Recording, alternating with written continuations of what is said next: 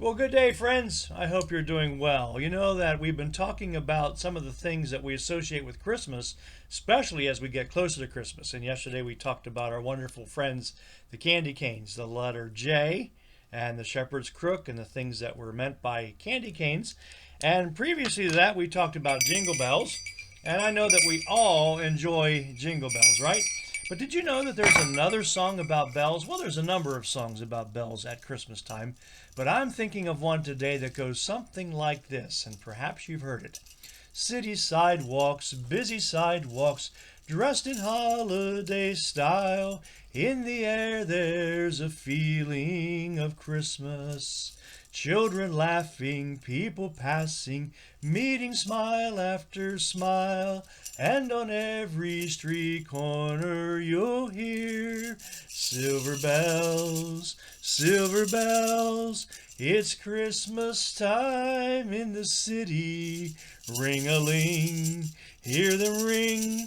Soon it will be Christmas Day. Now you're going to be thinking about that song all day long, right? That's right, hum away. You know, Silver Bells is a Christmas song that was made popular in a 1950s movie called The Lemon Drop Kid. The first recorded version of the song was sung by Bing Crosby and Carol Richards, so it's an older song. This song's particular inspiration comes from a few different sources. One of the co-writers was inspired by the bells that the Salvation Army was ringing on the streets of New York City. The other co-writer said that his inspiration for the song was simply from a bell that was sitting on his office desk.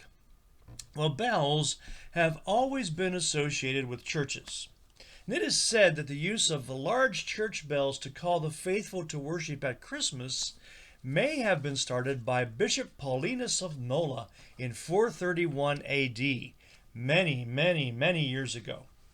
So, we know that around Christmas there are many types of bells that we see. There are very pretty, shiny, elegant, and decorative bells, and especially at Christmas time, I think of the Salvation Army bells.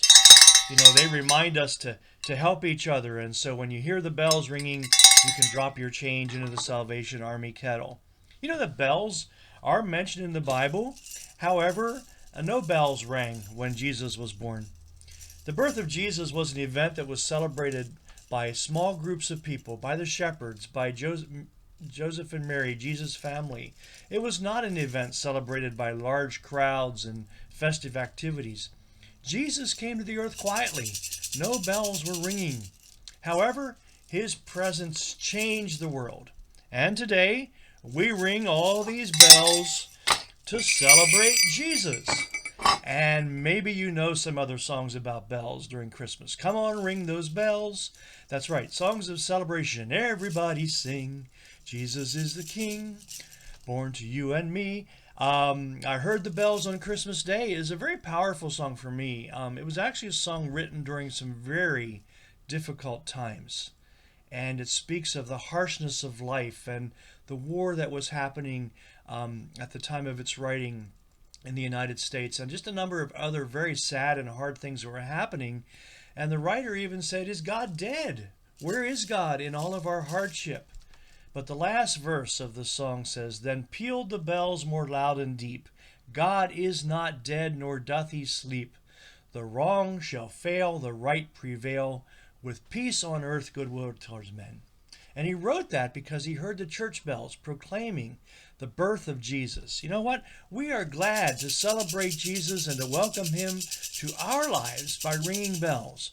So if you have the opportunity today, tomorrow, this week, the next week leading up to Christmas, to grab a bell and to say, hey, you know what? As I ring this bell, I'm celebrating Jesus. Silver bells, jingle bells, Salvation Army bells, all of them we will use to proclaim that Jesus Christ has been born and he lives and he loves each one of us. So today, live in his love and have a day filled with peace.